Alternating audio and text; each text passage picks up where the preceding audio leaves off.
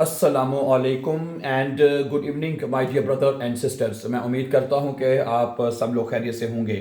अच्छा दोस्तों, कुछ बहुत सारे बहन भाइयों का ये सवाल है कि मुझे बे आइंस का इम्तिहान कब देना चाहिए, यानी कितनी कब मेरी तैयारी हो कि मुझे लगता है कि मुझे एग्ज़ाम में जाना चाहिए और मैं उसको शाफल कर लूँगा।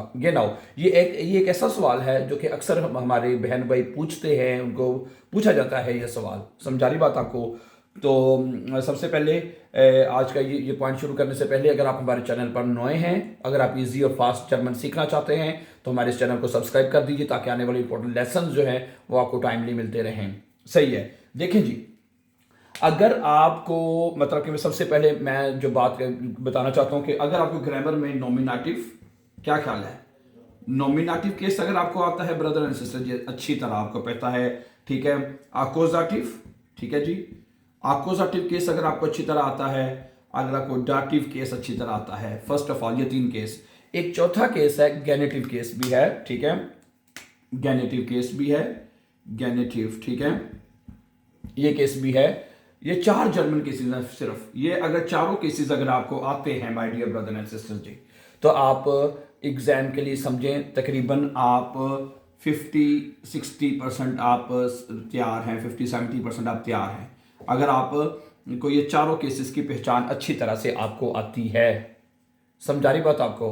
This is a very very important, ठीक है। अगर आपको नॉमिनेटिव, एक्यूजेटिव और डाटिव की पहचान अच्छी तरह से नहीं आती, इनके अंदर जो आर्टिकल्स लिखे जाते हैं, इनके अंदर जो प्रेपोजिशंस हैं, ठीक है, तो वो नॉमिनेटिव में प्रेपोजिशंस नहीं होते हैं, ठीक है, और इन तीनों में प्रेपोजिशंस होते हैं। इनके प्रेपोजिशंस अगर आपको अच्छी तरह आते हैं, इनके पहचान अगर आपको अच्छी तरह आती है, तो then you are able to appear in the exam my dear brother and sisters. समझा रही बात आपको?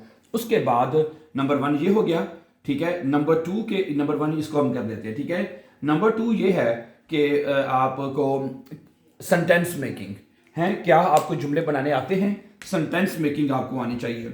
सेंटेंस, ठीक है, सेंटेंस मेकिंग है। सेंटेंस मेकिंग यानी आपको जुमले बनाने आने चाहिए, ठीक है। अब इस बात गौर से सुनिएगा। आपको सेंटेंस मेकिंग में कौन कौन सा टेंस आना चाहिए? आपको प्रेजेंट टेंस, ये बताइए मुझे, आपको प्रेजेंट टेंस में जुमले बनाने आते हैं? क्या ख्याल है? ये आपको आने चाहिए। उसके बाद परफेक्ट।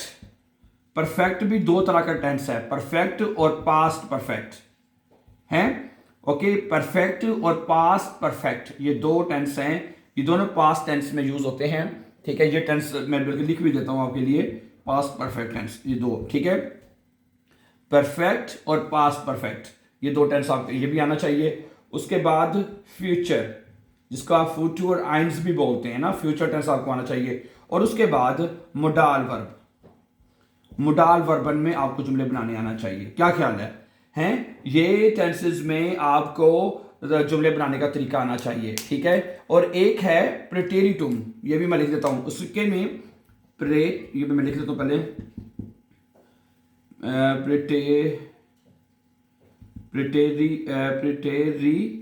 प्रेटेरिटुम, इसको इम्परफेक्ट भी कहते हैं, ठीक है, इसको इम्परफेक्ट भी कहते हैं। ये जो टेंस है ये सिर्फ लिखने में यूज होता है, ये जो टेंस है ये लेजन में लिखने में यूज होता है, और सम टाइम सामने बेएंस के एग्जाम में ये आ जाता है। समझा रही बात आपको? इसलिए इसकी ये आपको इसकी पहचान आपको पता होनी चाहिए, हैं, चाहे इसमें जुमले ना बनाएं, ना लिखें, ना यूज करें, ठीक है। ये वैसे बोलने में तो इस्तेमाल होता ही नहीं है ना, इम्परफेक्ट या प्रेटेर, इसको हम प्रेटेरिटुम भी कहते हैं या इम्परफेक्ट टेंस भी है, ठीक है। ये लेजन में लिखा हुआ आ जाता है, इसके जुमले लिखे हुए आ जाते हैं। समझा रही बात आपको? इसलिए आपको इसकी पहचान अच्छी तरह पता होना चाहिए, प्रेटेरिटुम क्या होता है, हैं। उसके अलावा जो सेंटेंस मेकिंग जो मैंने आपको बताई है, present, perfect, past perfect, future और मोडाल वर्ब में, इनमें आपको जुमले बनाने आने चाहिए। सीधी बात है, इनमें आपको जुमले अगर बनाने आते हैं देन एवरीथिंग इज फाइन, फिर कोई इश्यू नहीं है, ठीक है। एक दूसरी चीज मैंने आपको ये बता दी। तीसरी और आखिरी चीज जो आपको अंडरस्टैंड करनी ही करनी है, ठीक है, वो खत लिखने के लिए, वो क्या है कि ये जो जुमले आपने बनाने सीख लिए बाइशवीर, आपको प्रेजेंट टेंस भी आ गया, आपका परफेक्ट भी आ गए, फ्यूचर भी आ गया, मोडाल वर्ब भी आ गया। अगली चीज आपने सीखनी है कि इनके अंदर आपने इन जुमलों में आपने इन जुमलों को नेबनजार्ट्स, genau, नेबनजार्ट्स, ये जुमले, क्या ये आपको नेबर जाट्स आते हैं? ठीक है, नेबर जाट्स आपको तब भी आएंगे जब आपको ये पहले ये वाले सीख लेंगे, क्योंकि इन जुमलों में, ठीक है, जो नेबर जाट्स इनको बनाना है, जैसे कि आपने वाइल, ओब, दामित, वेन है, इस तरह के जुमले अगर आपने लिखने हैं तो वो कैसे लिखने हैं, दस हाल वगैरह, ठीक है, ओके। आपके जो जुमले होते हैं, ठीक है, इस तरह सादा नहीं लिखे जाएंगे, सही है। लिखने को आप लिख भी सकते हैं, यानी कि नहीं लिख सकते, आप लिख सकते हैं, लेकिन मेन बात यह है कि जो ब्रीफ होता है उसमें इन जुमलों के अंदर नेबर जाट्स लगाए जाते हैं, ठीक है। वाइल जिस तरह हो गया, ओब हो गया, दस हो गया है, इस तरह के 4-5 और बंदा नेबर जाट्स याद कर ले जो कि हम ब्रीफ के लिए सीखने हैं। 10 हो गया जैसे कि हैं, सही है, तो आप खत लिख सकते हैं, ओके। फिर जारी बात है, जब आप जुमलों के ये जो जुमले आपने बनाना सीख लिए हैं, इन जुमलों में जब आप ये नेबर जाट्स लिखेंगे तो उसका जो सेंटेंस ऑर्डर है वो चेंज हो जाता है, ऐसे ही है ना। तो वो सेंटेंस ऑर्डर का भी आपको पता होना चाहिए, जारी बात है। यानी कि नेबर जाट्स बनाने के लिए पहले आपको ये जुमले बनाना सीखने पड़ेंगे। प्रेजेंट, ये परफेक्ट, फ्यूचर, मोडाल वर्ब है, ये आपको ये सीखने पड़ेंगे। जब पहले ये आएंगे तो उसके बाद फिर आपको नेबर जाट्स जो है वो आपको उसमें जुमले बनाने आएंगे। समझा रही बात आपको?